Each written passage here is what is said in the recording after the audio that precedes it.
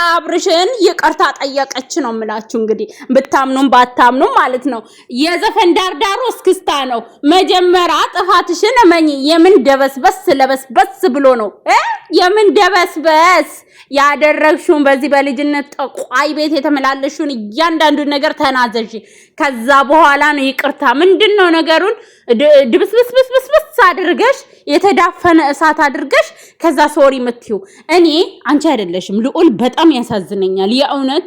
ወይኔ አንጀቴን በላኝ እኮ በቃ የኛ ድክመት፣ የአብርሽ ድክመት፣ የፋሚሊው ድክመት ልዑል እንደሆነ ስለሚያውቁ እነዚህ ሁለት ልጆች እኮ አይቻሉም። የእውነቴን ነው የምላችሁ።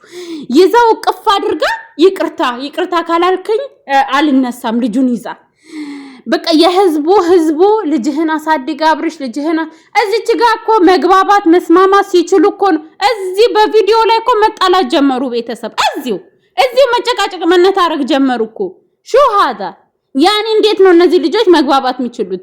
ለልጅ ስንት ሰው ወልዶ ተለያይቶ እያሳደገ ነው እንዴ? መግባባት ካልቻልሽ እንዴት በቃ ራስሽ እኮ ነሽ ሰላሜን አጣው ወይ አብርሽ ከህይወቴ ውልቅ በልልኝ ብለሻልሽ፣ እኛም ተባበርንሽ፣ አይዞሽ አልንሽ፣ ፈታሹ ካላስ አሁን ምንድነው የምትይው ነው በቃ አሁን ዋናው ፖይንቱ ማለት ነው። ምንድነው የምትይው? ምን አርግ ነው የምትይው? ሄርሜላ እባክሽን ነገ ደግሞ አንቺ ይቅርታ ስትጠይቂ እንዳላይ ይቅርታ መጠየቅ ምናምን አያስፈልግም። እንደውም አብርሽ ሲፈልግሽ መገኘት የለብሽም። ሄርሙ የማትገመጪ ሴት ሁኚ። ከአብርሽ አጠገብ ከዚህ በኋላ አትገኝ። እሺ ሄርሙ እባክሽን። እና በጣም የገረመኝ ነገር የሩታ በኢየሱስ ስም ሩታና ኤፍሬም ጭንቅላታቸው አይቻልም።